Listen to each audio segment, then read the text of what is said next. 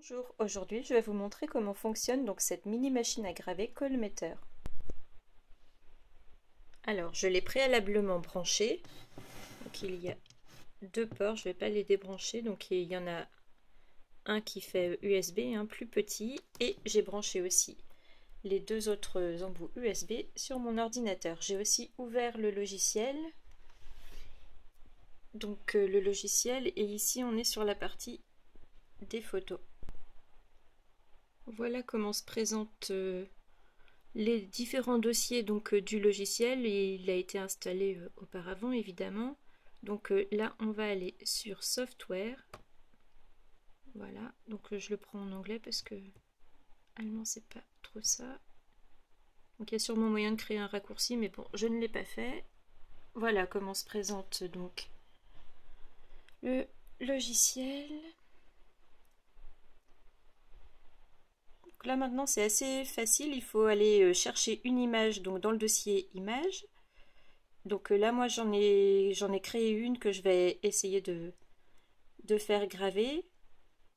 Et donc il suffit simplement de glisser la photo donc dans ce grand cadre. Je vais faire une petite pause pour le faire. Donc c'est dans ce dossier là, je vais choisir donc la photo personnalisée que j'ai créée.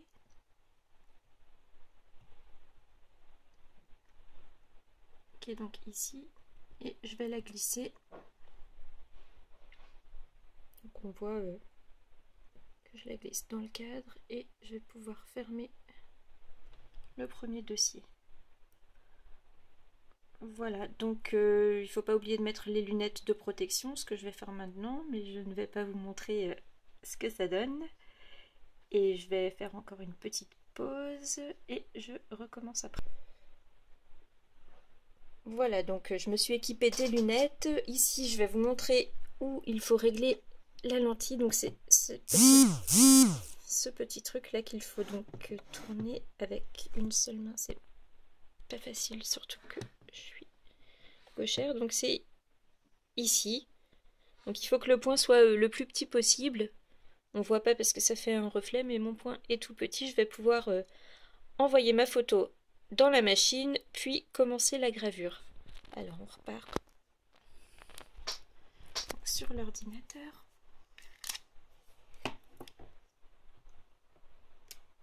Voilà, ici à droite il y a Send Image to Machine, donc on va faire ça. Donc je l'envoie.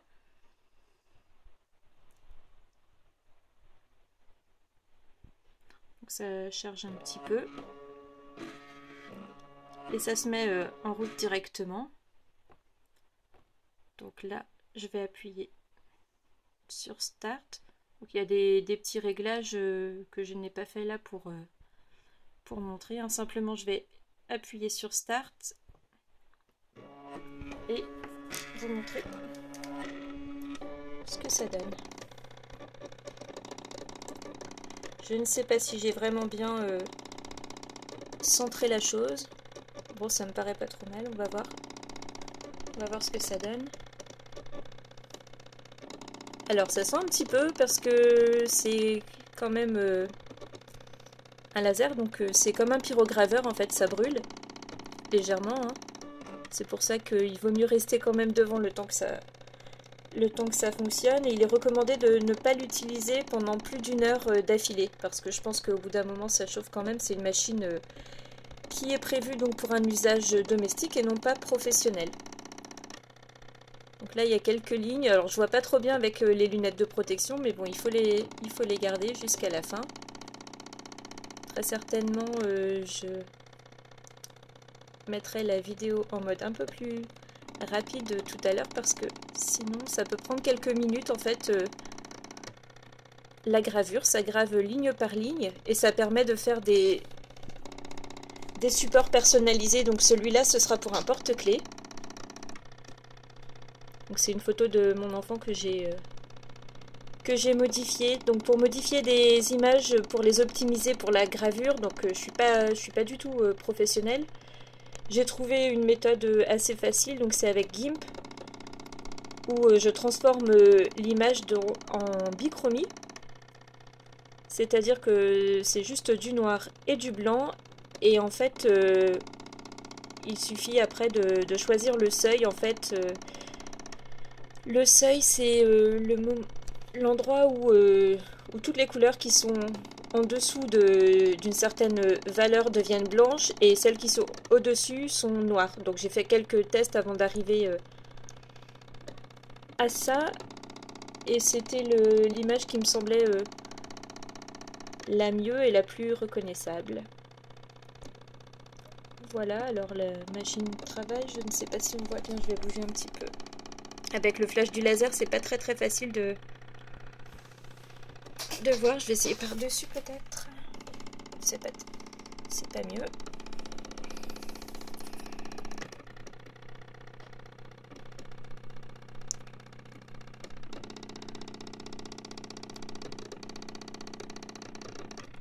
Donc il faut bien garder les lunettes de protection tout au long du processus parce que visiblement ça peut quand même brûler les yeux.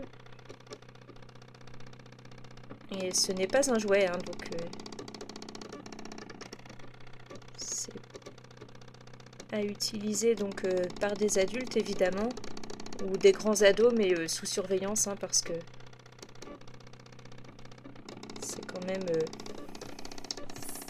même une machine de grand, on va dire.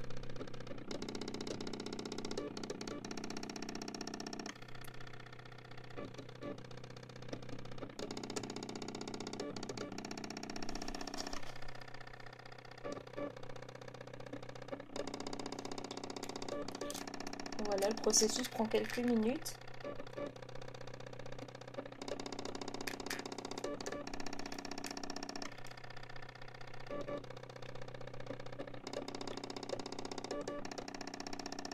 Alors on va repartir sur l'ordinateur. Donc là on a l'endroit donc où grave la machine.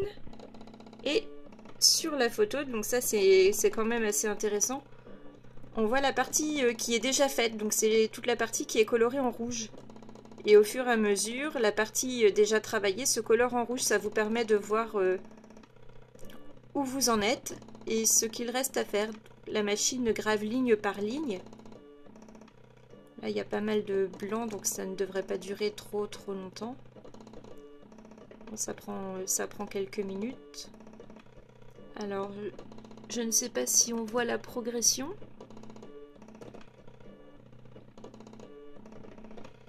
On va pas rester tout le temps dessus. Donc voilà, il faut à peu près une petite dizaine de minutes, hein, pour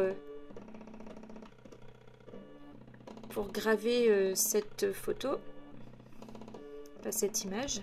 C'est une photo que j'ai transformée en fait. On va repartir sur la machine.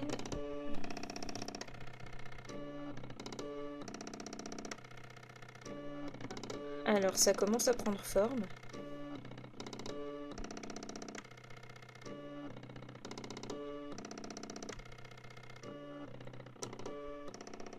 Donc la machine est assez compacte.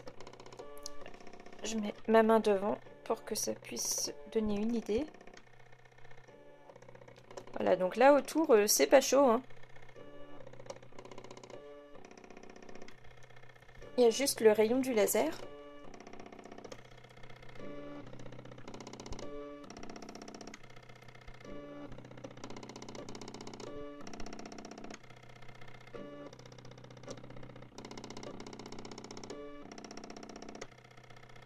Donc on laisse travailler la machine. Ça fume un petit peu, c'est normal, hein, c'est sur du bois.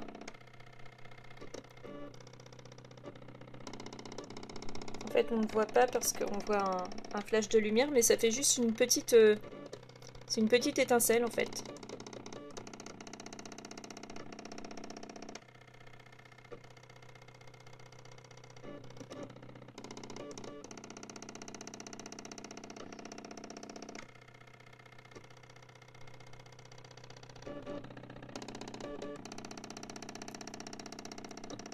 Donc, ce qui est bien, c'est que la machine n'est pas trop bruyante.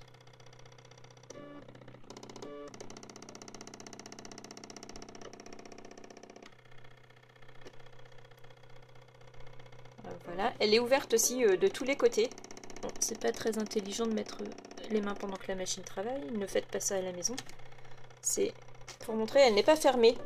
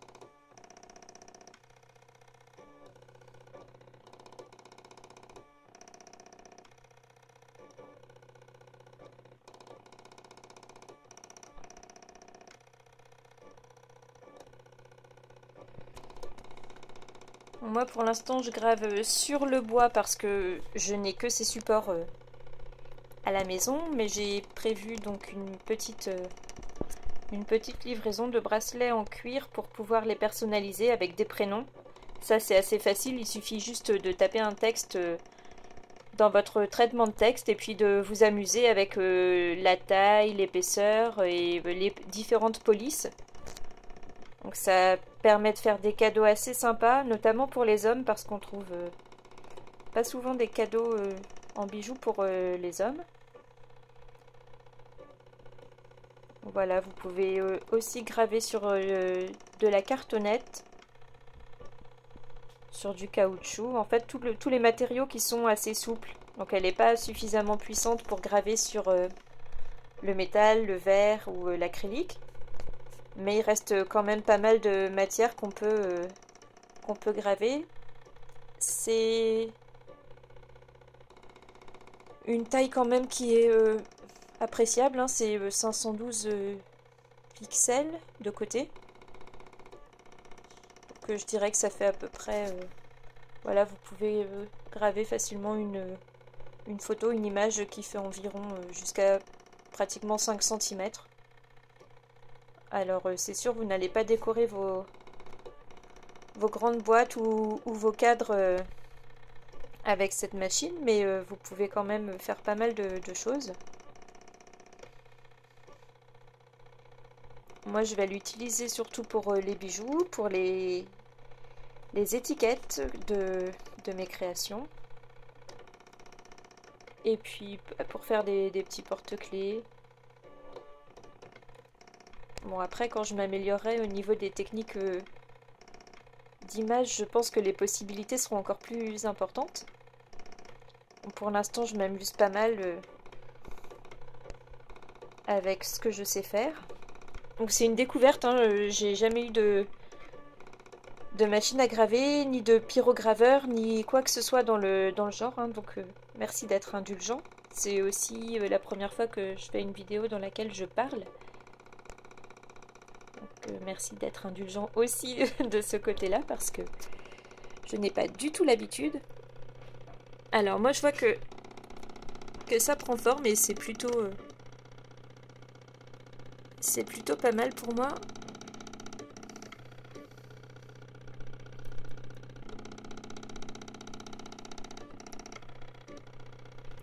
Donc voilà, il faudra sûrement que je m'améliore aussi au niveau de la prise de vidéo parce que le cadrage c'est pas tout à fait ça non plus, mais bon. On fait comme on peut, c'est pas facile de faire ça seul. J'essaye d'expliquer en même temps que la machine travaille. Je n'ai pas préparé de texte à l'avance, donc c'est pour ça qu'il y a pas mal de redites.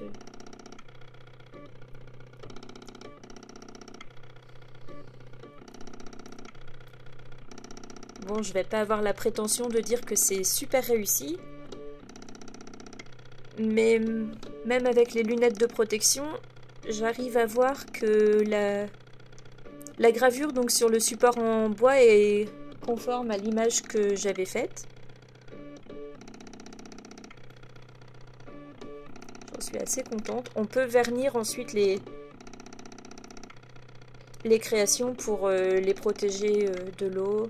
Bon, la gravure, elle ne craint rien évidemment, puisque c'est un petit peu creusé, hein. C'est pas juste un dessin, c'est vraiment une gravure, hein, comme le nom de la machine l'indique.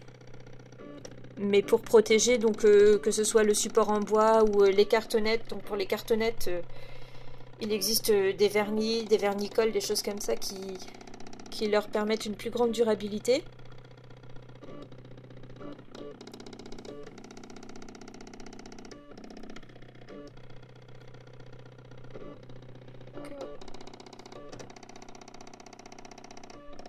Voilà, mais on arrive pratiquement au bout. Je vais vous montrer ce que ça donne.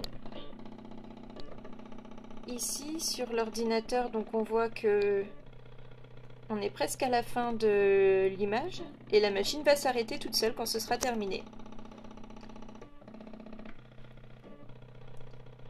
Hop, on repasse à la machine. Bon, j'aurais peut-être pu faire une petite pause, mais c'est pour vous montrer en fait le temps réel que ça prend. Donc là, on est à 16 minutes en tout.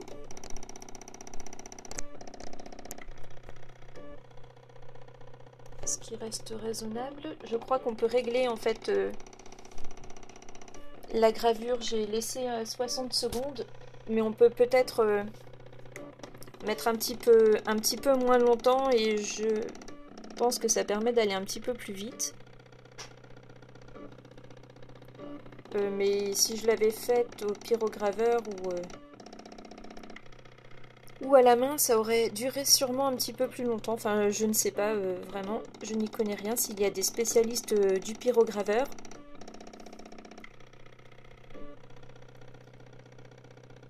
En tout cas, le rendu est plutôt sympa.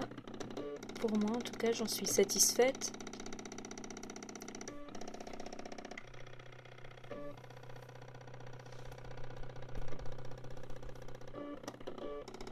Bon, je vous ai dit tout à l'heure, hein, ici on voit un petit éclat, mais moi je vois vraiment juste un petit point en fait. Avec les lunettes, je le vois rouge-violet. Je pense qu'il est bleu en fait. Je vais pas enlever les lunettes, mais je crois qu'il est bleu.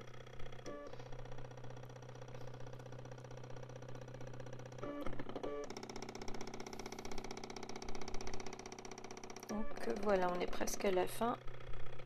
Et la machine devrait s'arrêter quand elle aura terminé.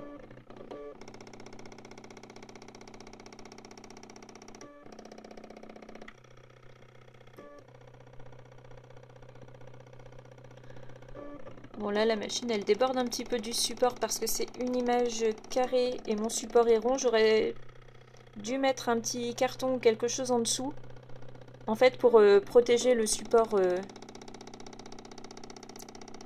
qui est dessous.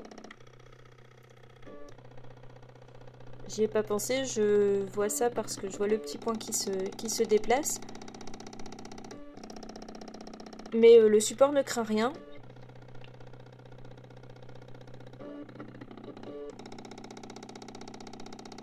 Je pense que ça a été étudié pour. Hein. Ils ne font pas, il n'y a pas de marque de gravure non plus. Mais je pense que c'est bien de mettre un bout de carton ou quelque chose, une cartonnette en fait en dessous, qui prendrait toute la surface de la plaque. Vous avez vu les petits élastiques, ce sont des élastiques classiques comme on peut trouver un petit peu partout. En fait, ils servent à maintenir les plus grandes pièces. Ça leur évite de bouger. Donc là, ça ne craint rien parce que c'est un support en bois assez épais. Mais si vous le faites ça, par exemple, sur du carton léger, eh bien, ça peut bouger. Avec je ne sais quelle vibration, ou si vous parlez un peu trop fort devant. Donc voilà, ça c'est terminé. Donc là, il n'y a rien à faire. Le petit point laser est revenu au milieu. Je vais donc arrêter la vidéo et débrancher la machine. Voilà.